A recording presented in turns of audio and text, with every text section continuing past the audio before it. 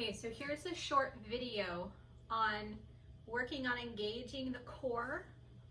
Right, we have our core is the whole front of this section, and engaging our core will help to stabilize our low back, and it will also help to support the movements of our body and our core so that the weight doesn't rest on the low back.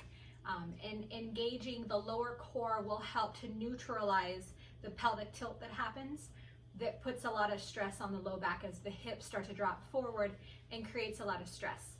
And this can be done with a few different things that you have around your house. If you have a little yoga ball, I think this is a 55-inch, this will help give you some pressurized feedback to help engage and activate here. If you don't have that, just giving you something to squeeze against will help some biofeedback. So just grab a pillow, something that's not too squishy. This has a nice little consistency. As you can see, I have my little helper right here. This is Sebastian, but he's going to be in the way, so we are going to ask him to move. Go over there. Good boy. So we're going to start first by working with the lower core. And it's really not about having very large movements, right? We think of big crunches and big sit-ups as this huge engagement, but it's really about holding position, because as we hold the position, we start to engage those smaller muscles that don't turn on so easy. And that's really what happens as we get into here. It's these small stabilizer activation muscles that keep the pelvic from dropping, and we keep it neutral. And those are the muscles that engage for longer postural muscles versus like big heavy lifting muscles. So you're gonna start just by being in a seated position. I'm gonna show you from the side view so you can see. And we'll start without the ball, because not everybody has a ball. So we're gonna first start by engaging here, and you wanna really make sure your feet are planted. So, and we're gonna start by bringing in the belly button and having a just nice little tuck of our belly, right? A little tuck of the pelvis, and that's going to engage the core. And we want to pull in our belly button, because that's going to really strongly anchor the core structure here, so the core stabilizes. So this is a modified version of a yoga pose called the boat's pose, where they anchor up. So what we're doing is we're actually just using a little bit of gravity, because gravity is always forcing down. So we're going to just have a neutral position of our head. We're going to engage our feet, right? Keeps our legs nice and neutral. And we're just going to lean back in. And in this leaning back, there's going to be a little bit of a pelvic tuck. So I'm almost vertical, but I'm just leaning back a little bit. And you're going to hold this position, let it engage in here. And you might find that one side easier engaged than the other. So what you can do is you can take your hand, so I have a little bit less engagement from me here on the left side. So I can take my hand and push into my knee a little bit, and that helps me to engage, right? So the other side, pushing in here helps me to engage. You can cross hands and push here, and it helps you engage. So as you lean farther back, there's a little bit of a tuck happening that will start to engage the lower core. So just using a little bit of pull with our arms, we can start engaging that core. The reason I like working with the ball, or if you have at home a pillow, is because what happens is the core starts to turn on the lower body, because when you walk, you need your whole lower body engaged. So as we squeeze into the pillow, it turns on our basic base hip stabilizers, because our pelvic floor also holds the hip bowl, so our low back doesn't stretch. So what this does is it actually engages deep down into the pelvic floor, and also engages the lower core, and it activates more of the lower core. So just by squeezing the pillow in the same position, it's twice the activation, right? So you don't have to put your hands there, you can put your hands here. I like just being at neutral because it helps me engage more. So you're gonna hold that for about 30 seconds. And working with the core, there's a low back and front body stability that is necessary. So if you don't have a ball, we'll start out with a pose that's called bridge pose. So, hi baby. So you're just gonna start out with your feet hip distance apart, and you want to make sure that your heels are not so far tucking. Come on, over here. Right? You don't want your heels super close to your butt. So you're gonna have your feet neutral. You want to make sure that your feet are in front of your knees, so you don't want a knee going over your feet. So just kind of nice engage there. And you can use the pillow also for this, right? So what we're gonna do is we're gonna do a little bit of pelvic tuck, right? Just like we did last time. A little bit of pelvic tuck. And this time we're gonna push up. We're just gonna elevate our butts just enough to get the hands to slide underneath, and then we're gonna drop it back down. Now I'm not just going straight up, right? I'm actually rolling, right? Rolling my hips. And as I roll my hips, then I push up into my heels and pushing into the floor, which is turning on the whole back side of my hips and turning on the deep hip stabilizers, which actually stabilize the back, because having your hips turn on supports your low back. So we got to get the hips to fire up, and then you rock down. So you're going to do this one, right? If you can hold it for 15 seconds, right? Making sure the pillow engages, squeezing into the knees, right?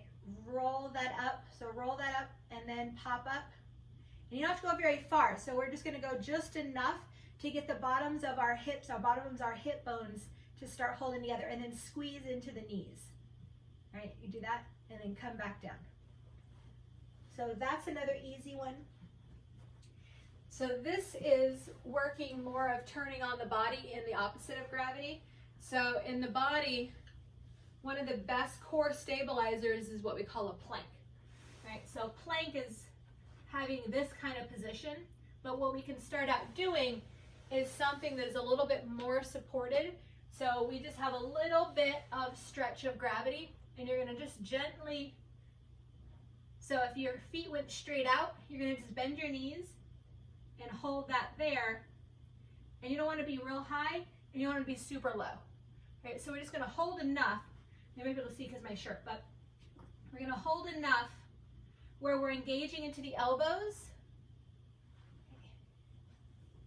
Engaging into the elbows and engaging into the core here. So we're just going to hold that, if you can, 15 to 30 seconds. All right, so that's working front to back, which is super important. One of the things that gets lost is the side body. So in stabilizing the back, you have to work the core, front, you have to work the sides, and you have to work the glutes. Because anytime you go to sit up, right, or stand up, core stabilization happens in the glutes first. So stabilizing this motion and getting the hip flexors to not overfire means we stabilize the glutes also. So that was super easy for that one.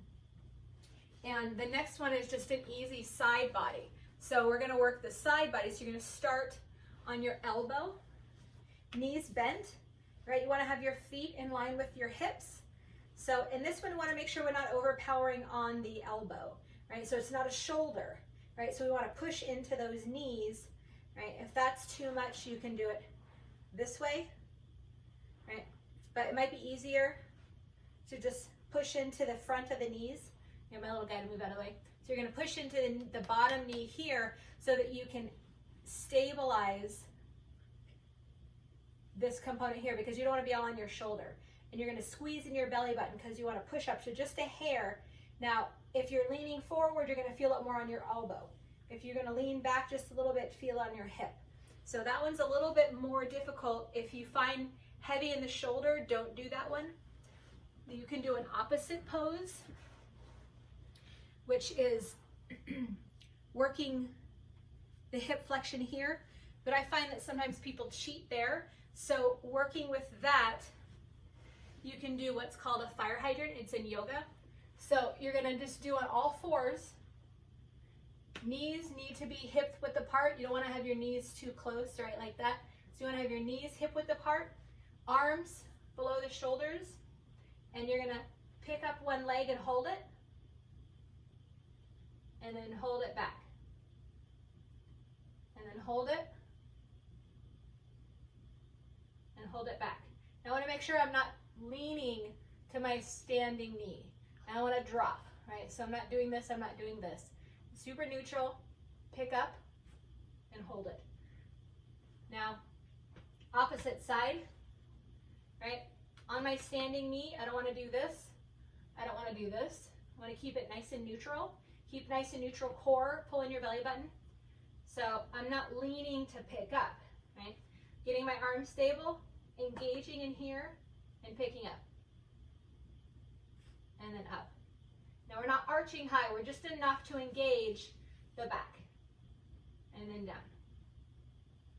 And then pick up. And back. So that one you can go slow with. If you have any back pain, just take a break on that one. It's more important to hold the positions than it is to move the positions.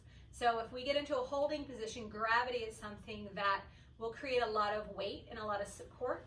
And so in that weight of gravity, it's more important to be able to hold the position versus find it in motion.